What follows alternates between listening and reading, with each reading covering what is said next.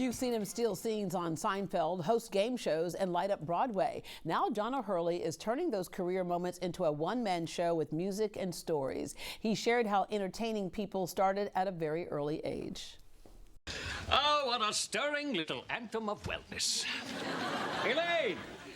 Mr. Peterman, We missed you at the Get Well party. Poor old Walt has a polyp in the duodenum. Let's find out who's right, who's wrong, and who the real storm chaser is right here on To Tell the Truth. Now that's an introduction.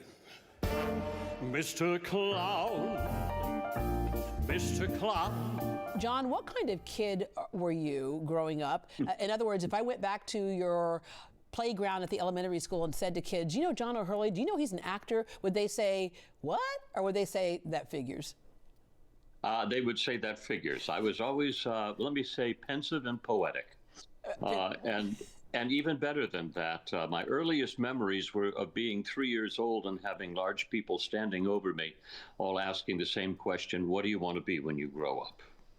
And I said, I knew I would point to the black and white TV in the corner of the room, and I would say, well, I am an actor, so that's what I'm going to be. All right, so your dad was a doctor, and sometimes when we're in families like that, they expect their kids to go that route. Were your parents supportive?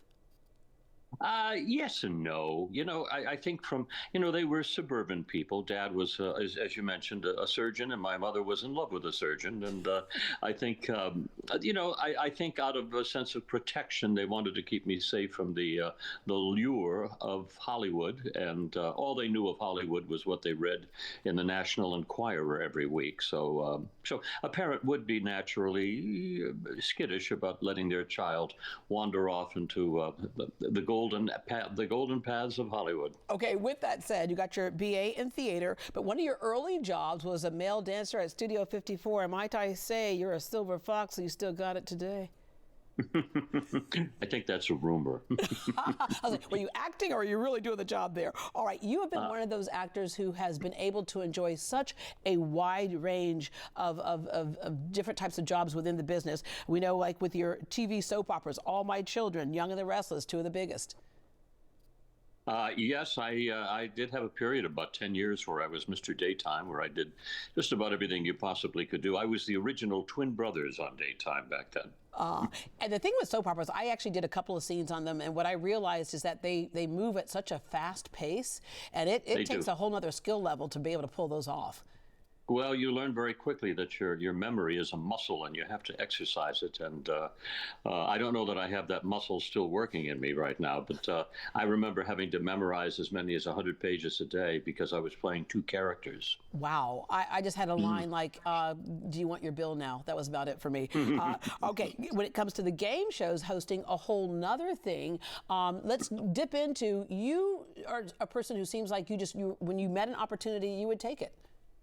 I follow whatever my imagination tells me to do. If I can see a picture of me being a success in whatever is there in front of me, I do it. And that's the only promise I make to myself in my career.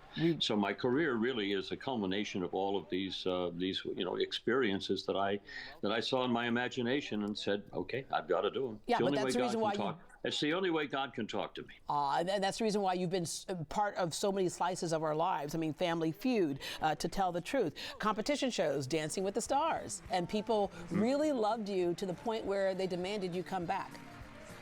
Well, we had a little bit of controversy with the voting that first year. And so in order to make it right with the world, they had to do a remake, a dance-off, if you will. And I ended up winning the dance-off, so all was right with the world. Yeah, all was right with the world. And then back to the stage in theater. Chicago, playing Billy Flynn, Spamalot.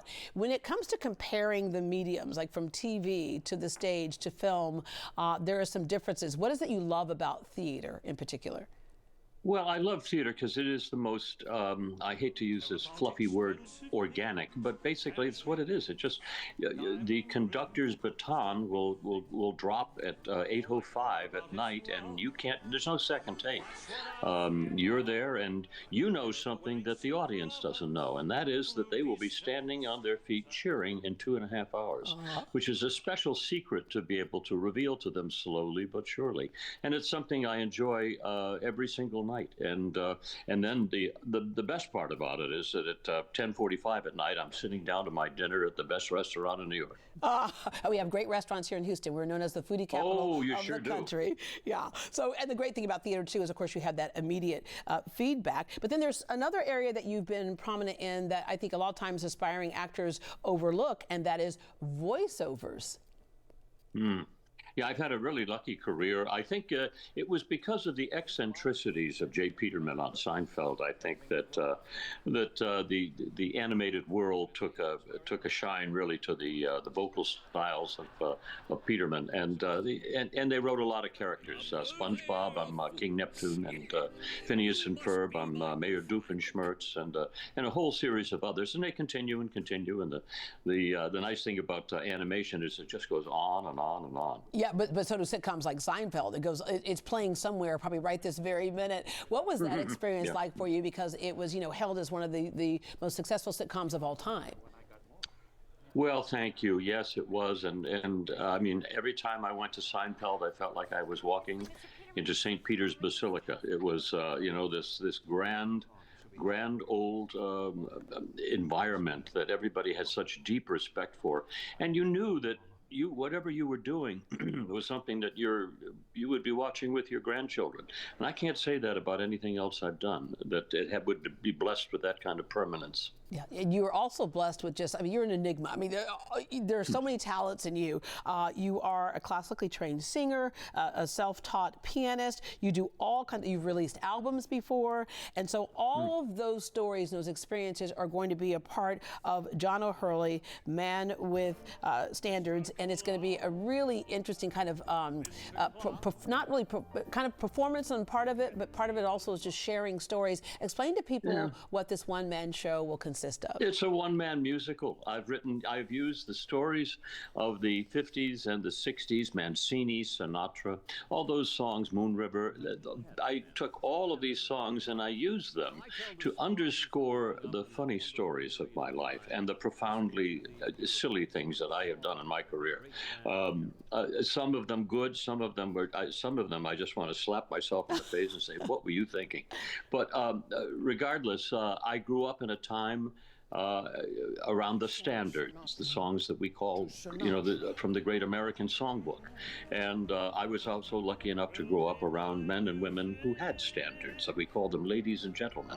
And so really the music and the manners were indistinguishable back then. So I try to take my audience back to that period of time and kind of relive a little bit of it with me. Yeah, and you're going to do it at Docs, which is relatively new here in the Houston area, but I had the privilege of being at an event there not long ago. It's an amazing venue. And Isn't it? It is extraordinary. Fits perfectly what you're doing, and it's in a historical theater site where other musicians have been before as well. So it's perfect to have the Great American Songbook performed there as well. But like you said, what's cool about your production is that it's not just song after song after song. It's the stories woven into it as well, which really speaks to the impact that music has on everybody, and everybody can have their own individual experience with those words. It is like a painting that's slowly revealed during the evening. It's music, it's laughter, and only one tear. All right. Well, John, we cannot wait until you get here. Thank you so very much. And can't wait till 10:45 where you're sitting down at a table enjoying some great Houston food. Yes, it is. Docs is a great place to have dinner as well as watch a show. It is. Yeah, dinner theater. Yeah. You're exactly right. And a lot of those dinner theaters really disappeared across the country, but where you can go and relax and sit back into the evening, you're absolutely right. Get your drinks, get your not just snacks, but dinner as well. Perfect date night. Yes. All right. Thank you, John. Bye. John O'Hurley presents A Man with Standards, comes to Docs this Saturday, January 17th at 7 p.m. His one-man show is in town for one night only. For tickets or more information, visit greatdayhouston.com and we will connect you. I promise Docs is such a great time.